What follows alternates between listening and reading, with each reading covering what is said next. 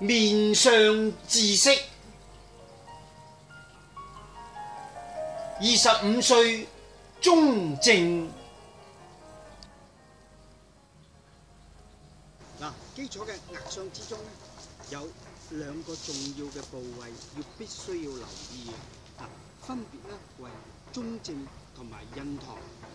中正咧就位於司空嘅下方，而印堂之上嘅喎，為官祿宮。主流咧係年25歲，既代表事業運啦，亦同為13通關運之一。